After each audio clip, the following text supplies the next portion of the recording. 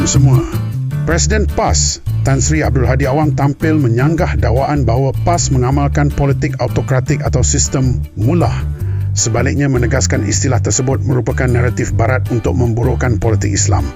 Menerusi kenyataannya, Abdul Hadi berkata istilah mullah sengaja dimomokkan dalam agenda Islamofobia bagi memberi gambaran negatif terhadap Islam dan gerakan politik Islam. Beliau turut mengingatkan bahawa ada pihak dalam kalangan umat Islam sendiri yang terikut-ikut dengan propaganda tersebut tanpa memahami konteks sebenar politik Islam. Menurut beliau, PAS tidak pernah memberi kuasa mutlak kepada mana-mana pemimpin kerana parti itu berasaskan konsep syura atau musyawarah selari dengan prinsip pemerintahan Islam. Abdul Hadi menjelaskan bahawa dalam Islam, pemimpin bukanlah individu yang wajib ditaati secara mutlak seperti konsep ketuhanan dalam sistem tertentu.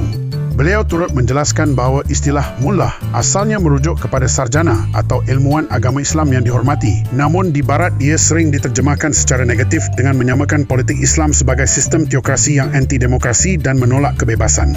Kenyataan Abdul Hadi itu dipercayai berkait rapat dengan ketegangan terkini dalam Perikatan Nasional selepas muncul dakwaan bahawa PAS dikawal oleh satu suara tunggal dalam gabungan tersebut. Sebelum ini, beberapa pimpinan PAS turut membidas Bersatu kerana didakwa cuba melabelkan PAS sebagai parti mullah.